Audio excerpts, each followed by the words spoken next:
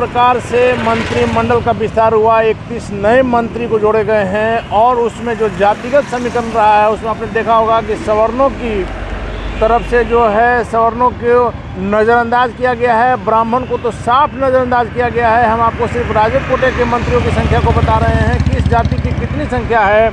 तो यादव से 7 है, मुस्लिम से 3 है, पूरे अगर मिला कर देखा जाए तो सभी का मिला के मुस्लिम 5 मंत्री बने हैं, लेकिन राजद से 3 मंत्रियों की संख्या है। और अति पिछड़ा में 2 है, अनुसूचित जाति में 2 है, कुशवाहा में 1 है, भूमिहार में 1 है, कार्तिक सिंह, और राजपूत में 1 है, और वैश्य में 1। तो आपने देखा किस प्रकार से सवर्णों को नज़रअंदाज किया गया है और इसको लेकर के तमाम जो लोग हैं, तमाम जो विधायक हैं, तमाम पार्टियों की नाराज़गी भी सामने आ रही है। आरजेडी में ही भाई वीरेंद्र की नाराज़गी सामने आई है और जदयू के 4 विधायक, स्क्रीन पर आप अपने देख सकते हैं, 4 विधायक जिन्होंने साफ तौर पर लिखा है कि तुमसे पहले वो जो एक शख्स यहाँ तख्त नशी था उसको भी अपने खुदा होने पर इतना ही यकीन था। आप समझ सकते हैं ये लाइन किसके लिए है। हम बात करेंगे हमारे साथ हमारे सहयोगी अभिषेक मिश्रा। अभिषेक जी, किस प्रकार देख रहे हैं आज जो मंत्रिमंडल का विस्तार हुआ? देखिए, मेरे लिए कुछ कहने को बच नहीं जाता है अनिल जी, जब आपने यही बता दिया हमारे दर्शकों को, अपने दर्शकों को, कि जेडीयू के 4 विधायकों ने ये लिखा कि तुमसे पहले जो शख्स यहाँ तख्त नशी था उसको भी अपने खुदा होने पे इतना यकीन था। धमकी कह लीजिए इसको, नसीहत कह लीजिए कि आपसे पहले जो लोग कुर्सी पर थे उनको भी भगवान होने का, खुदा होने का इतना ही यकीन था। तो एक तरह से नाराज़गी, और किस हद तक नाराज़गी है जब इन शब्दों का इस्तेमाल किया जा रहा है, शेरो शायरी का इस्तेमाल किया जा रहा है। और देखिए, नाराज़गी हर खेमे में है, महागठबंधन के हर खेमे में है, कांग्रेस में है, आरजेडी में है, जेडीयू में है। समीकरण आपने बता दिया है और समीकरणों के लिहाज से आप अच्छा विश्लेषण कर सकते हैं, इसकी जानकारी आपको ज़्यादा है। मैं सिर्फ यही कहूँगा कि इस नाराज़गी की वजह से हो सकता है कुछ राजनीतिक दलों में भूचाल भी आए। यह भी खबर सामने आ रही है। कितना बड़ा भूचाल आएगा एक विधायक के नाराज़ होने से, 2 विधायक के नाराज़ होने से, ये हम नहीं कर सकते। लेकिन आरजेडी से भाई वीरेंद्र को मंत्री नहीं बनाया गया तो कद्दावर का पत्ता साफ किया गया। कद्दावर नेता हैं भाई वीरेंद्र। अगर कांग्रेस से अजीत शर्मा को मंत्री नहीं बनाया गया, मदन मोहन झा को मंत्री नहीं बनाया गया, तो यहाँ भी कद्दावरों का पत्ता ही साफ किया गया है। तो जाहिर तौर पर जब कद्दावरों का पत्ता साफ होता है तो राजनीतिक दलों के अंदर खाने बहुत कुछ पकने लगता है।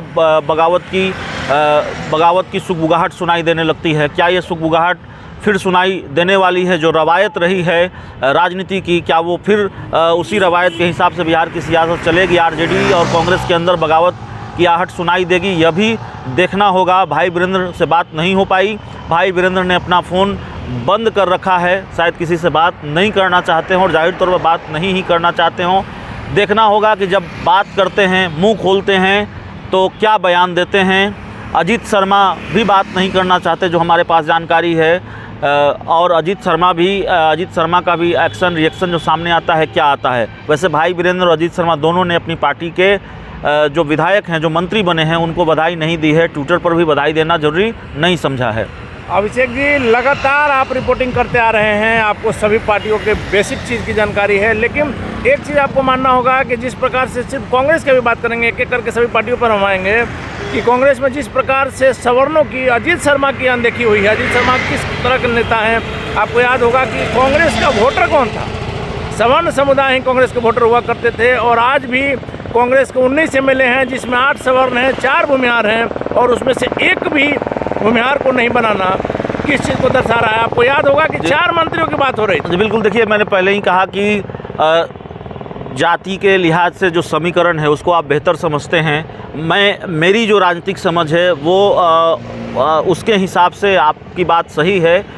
सवर्ण वोटर जो हैं उस पर कांग्रेस का आधिपत्य रहा है और स्वर्ण वोटर कांग्रेस के लिए बहुत कुछ तय करते रहे हैं। स्वर्ण वोटर कांग्रेस के लिए राजनीतिक राह आसान करते रहे हैं।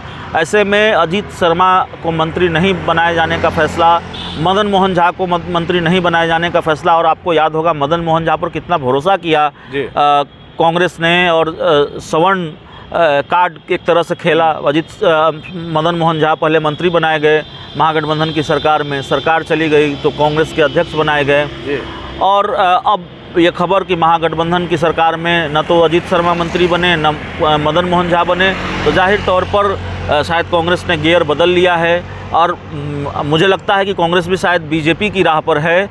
बीजेपी ने जैसे 2020 के चुनाव के बाद आपको याद होगा अपने सारे दिग्गजों को निपटा दिया, नंदकिशोर यादव निपट गए, सुशील मोदी निपट गए, प्रेम कुमार निपट गए, वैसे ही शायद उसी राह पर कांग्रेस है कि उन्होंने मदन मोहन झा को निपटा दिया, अजीत शर्मा को निपटा दिया, जो दिग्गज थे उनको निपटा दिया, राजेश राम, शकील अहमद, इनके भी मंत्री बनने की खबर थी सब। तो भक्त चरण दास को लेकर नाराज़गी है और बीजेपी ने अगर अपने कदावरों को निपटाया तो उसका खामियाजा बीजेपी को भुगतना पड़ा। तभी ये परसेप्शन है कि सुशील मोदी रहते तो बीजेपी सत्ता से बेदखल नहीं होती, और मुख्यमंत्री नीतीश कुमार ने भी कह दिया।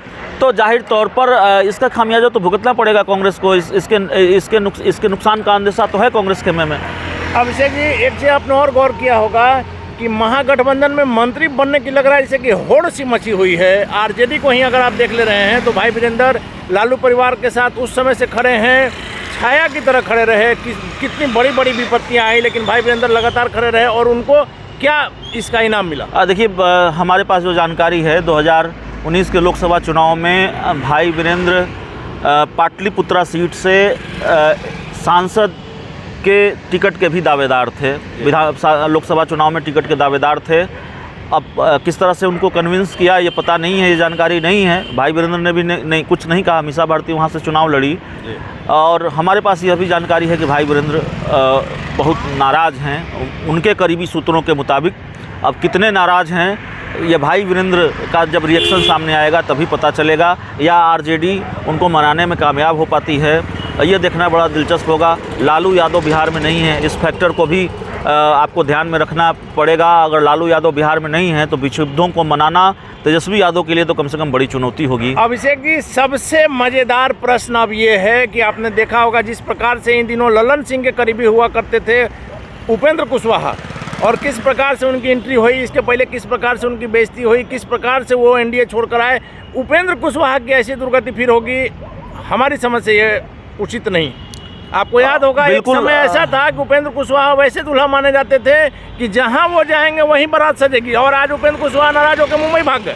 बिल्कुल उचित नहीं है और जाहिर तौर पर ये अपने आप में बड़ा सवाल है। उपेंद्र कुशवाहा को भी हैरानी हुई होगी, हालांकि उपेंद्र कुशवाहा ने कहा कि वो नाराज़ नहीं हैं, लेकिन नाराज़ हैं, नाराज़गी की खबर सामने आ रही है।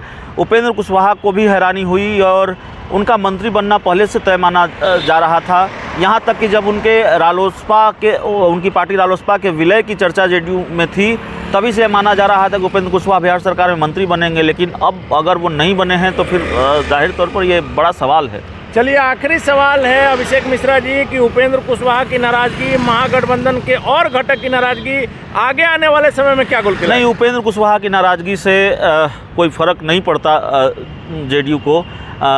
उपेंद्र कुशवाहा को शायद नीतीश कुमार मनाने में कामयाब हो जाए, नहीं हो पाए, लेकिन